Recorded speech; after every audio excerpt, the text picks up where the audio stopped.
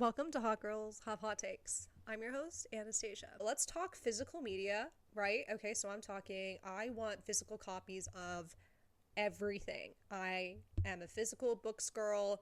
I have a massive CD collection, DVD collection growing because I am so sick and tired of this subscription hellhole we have found ourselves in which everything is now locked in under stupid subscription, especially when it comes to movies, because they'll just bounce across streaming services. And I don't really have the money to continue to just like pay for all of these streaming services separately. And subscription fatigue is a very fascinating concept because I really like it how corporations are basically packaging inconvenience as innovation and upping their profit margins. Of course, everybody knows that it's all a capitalistic tactic to boost their profits while making less money for us and providing us less services. And I think they're starting to realize the reason why subscription models don't always work as like a main funding operative. I mean, look at newspapers, guys. Newspapers definitely tried that. They've definitely tried to be like subscription only, but then that doesn't cover all the costs. So, oh my God, what do we have to do now? We have to have ads, guys. So that's why we have this fun streaming shit show of like, yeah, you've already paid to get access to the service, but if you want ad free, that's going to be extra. Or they're just going to rack up your price anyway and then still present you ads. And now there's all of these like cross merger deals where they're all putting their networks, and I'm like, guys, we have almost come full circle back to cable. That's what cable was. Cable was a package of every single TV channel, and you could pay more for different channels that weren't like locally exclusive, and you could get access to more content in one spot. Like that is why like Peacock makes no sense, and like Disney Plus, Hulu, because they bought Hulu, and now everyone's buying each other out, and now nobody really has any autonomy to choose where they want to find their content. And then there's also that risk of they can go back and actually edit the content, so you're getting a Mandela effect of, I don't remember this being the movie, because guess what, it wasn't. They went through and they edited it out and they switched it and changed it because they could. And I just don't like that we can change the narrative like that. I think that's really odd and peculiar, and I just don't like it. So I spend a lot of time digging through half-price books or my favorite little local thrift whatever, bulk up on childhood favorites on CDs that I haven't listened to in a hot minute. I wish I had more room for books. I just really don't. So unfortunately, we do sometimes have to go the digital route there, but it's more of a money saving measure than it is preferring like physical over digital, because books are expensive as all get out, and that can be a conversation for another day, because ooh, do I have some thoughts on that. But back to physical media, like overall, I think it's very fascinating to sort of see this sort of uptick in people realizing, I realize that physical media isn't now a lot better, because like I've lived through when streaming started becoming more popular or more socially acceptable. There's a lot of skepticism with streaming, with a lot of the narratives of like, as everything, this isn't ever gonna work, like this is what cable is, like what makes it so different. And then what these businesses do is that they basically shove it down your throat so you don't have a choice, like they do with a lot of other things. They basically made it to the point where like the only option was get it on streaming. Like think about it, like there's some sports events that are only exclusive to certain streaming platforms, and if you don't have that platform, you can't watch the game, which is so insane. But it's genius because now these companies have suckered you into paying that price so that you can watch a football game. It's diabolical a little bit, but innovation, we're moving into the future. And then also when you think about it, there's this aspect of like the luxury of actually owning something and not having it be taken from you, because now there's a lot of these terms and conditions, especially in the video game world, where people are realizing that what they have access to is not the game itself. It's a license to play the game, and that license can be revoked at any time. And so, of course, naturally, that pisses people off because these are not cheap games. I mean, people are shelling out money to play these games on a digital platform, only for them to have it taken out of their library. This happens with, if you buy movie collections like on Amazon as well. If they lose the licensing, you lose your money and access to those titles until they come back in license. And it's also fascinating because a lot of these older films, they're now, streamed for free on YouTube with ads, which I saw that happen with The Hunger Games, and I had to sit down and take a really deep breath because what do you mean? The Hunger Games trilogy is old enough to be considered watch free with ads on YouTube. I'm just gonna have to process that a different day because I don't have the energy to think about how time moves. But basically, we're kind of falling into this trap of like pay for everything, own nothing, which is becoming a bigger trend overall. And it's so fascinating to sort of see how we're making that shift when realizing streaming seemed innovative, back when it was introduced, but now we're realizing it's kind of inconvenient and a money grab, and it's not as utilitarian as we originally thought. It's not as life-changing as it was being presented to us when it was first introduced. And I think it's just so interesting that socially there's more people realizing I don't want somebody to take something that I've already paid for away. So I think it's really interesting that we're seeing this trend of physical media being back on the rise, and mostly because you wouldn't think I don't know why we're focusing on Gen Z for this, because I'm older Gen Z, and to me it's not rocket science, because I grew up with DVDs and CDs and VCRs and cassette tapes. I grew up with all of that, so I'm very keenly aware of that, and that's how I lived. And I liked having things. I like being able to go through my CD collection and really figure out what I want to listen to. And also, I just think the quality is better personally, and I'm still lucky that I have a CD player in my car, so a lot of the times I'll listen to the CDs when I'm driving, which is very nostalgic. And also, there's media that you literally cannot get anymore unless it's on a physical disc. Think about a lot of the Barbie movies, right? Unless you're gonna pay for a digital license to watch it, the only way you can own them is to literally have a physical copy of them, because Mattel is so strict and strong on their copyright and intellectual property that they will take anyone to court and absolutely strike down anybody that tries to use the Barbie films or pirate them or anything like that. There's people who get away with it, and I'm like, slay diva, do your thing. But I mean, I'm literally staring at my collection of Barbie films because it's not serious for me. But the concept of losing media because of streaming, I mean, think about all of the times that we've lost TV shows or movies because these streaming companies deem them to be, the audience numbers were too low, and so that justified the decision to just discontinue the series altogether, even though it was a well-liked series, even though it was well watched by the audience and the subscribers.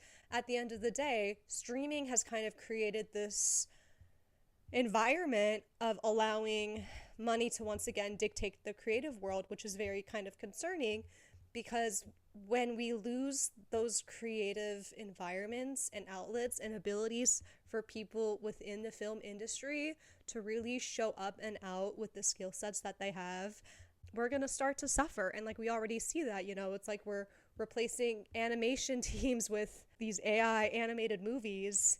We don't really use practical effects very much. We don't use special effects very much. Everything is very green screen, which is also a great, I'm not hating on CGI. I think CGI is wonderful. It's a great tool and skill and creative word I can't find. Creative execution, I guess. But I think when you're solely relying on CGI and there's no practical sets, there's nothing to really bring that human element into the film, it's very lackluster. And I think we're seeing that. And also, we need to be hiring people that understand, how do we light a set? How do we use lighting and color grading and all of these things to really support and tell the narrative? Because I'm sorry, these movies and TV shows, they're too damn dark. Okay, I know I'm going on a tangent here, but turn on the lights, please. I cannot see. I'm squinting at the screen.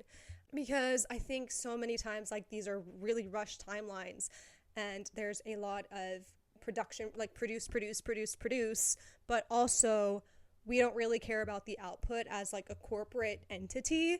And so instead, we're just going to dish out slop and hope that people are okay with that. And then they can say, oh, well, since nobody liked it, let's just make it disappear.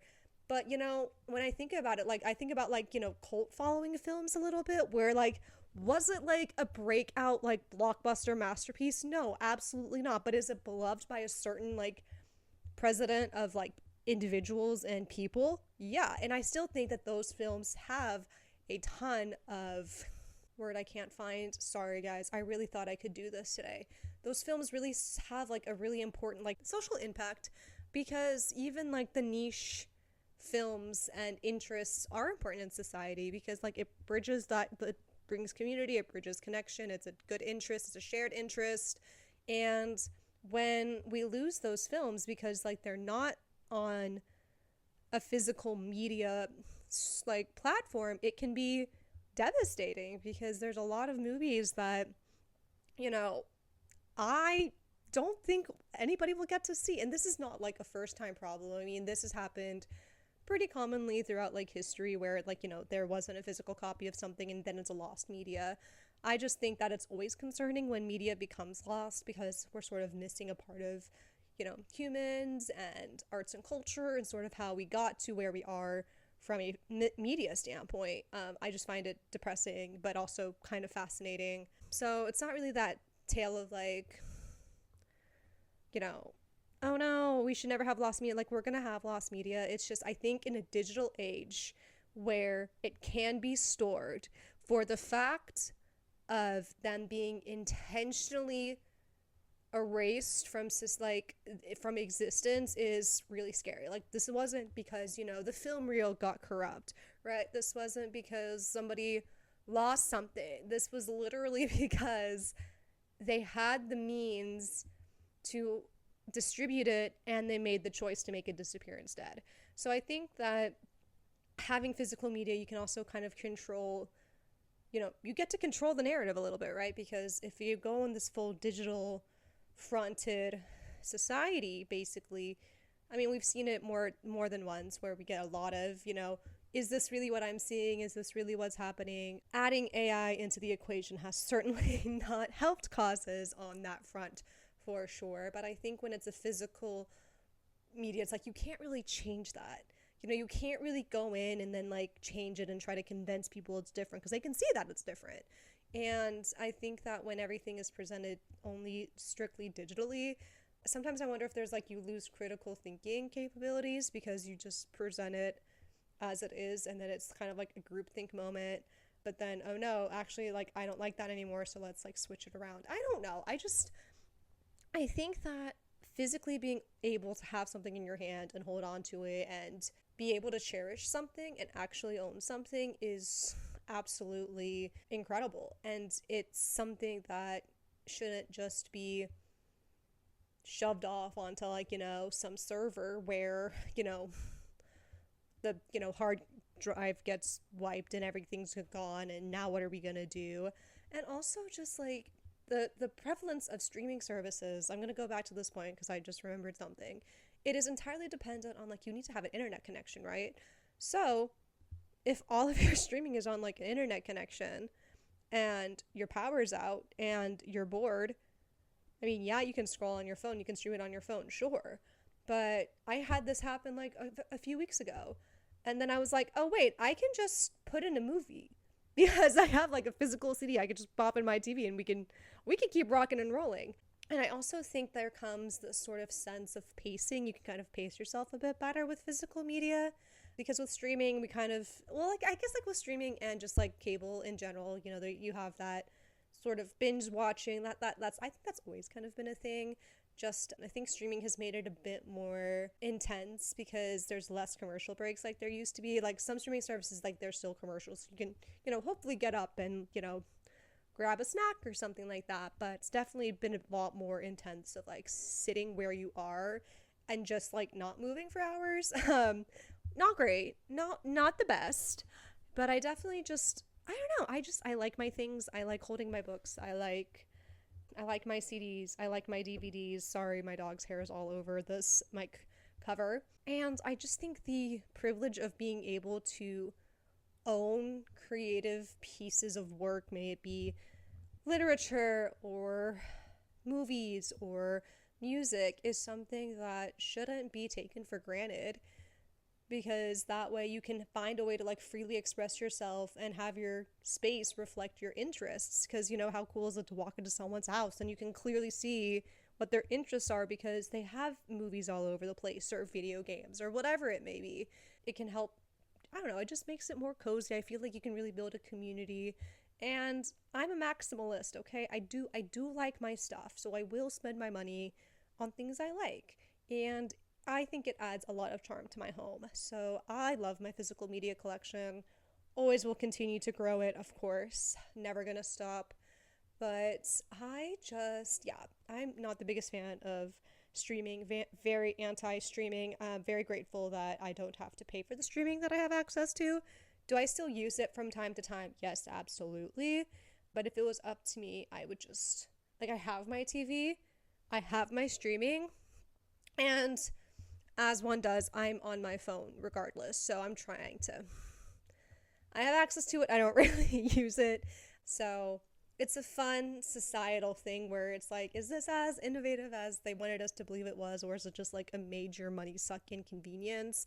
So they can try to convince you that physical media is like null and void. And I'm also scared about this and like the pretense of like the literature industry, because we're losing mass paperbacks and there's chats about how like ebooks are going to try to take domain out of there was some article, and I have to go back and find it, but I'm very scared of the idea that like we'll try to get rid of physical books, because I think that could be pretty damaging, and I fear that it could be used to capitalize on yet another industry that we're going to have no choice but to be incentivized to go down that rabbit hole. So those are my thoughts. I know this was a really jumbled episode. I'm so sorry. Overall, let me know about your physical media collection, because I'm always so interested in like what other people like to collect. As much as I respect people's niches and interests, if it is illegal, I don't want to know. Please do not tell me if it will break the law. But I want to know about your hobbies, your niches, what you collect, what interests you, the importance of physical media to you. So feel free to leave those below. Thanks for sticking with me, and I will see you guys in the next one. Bye.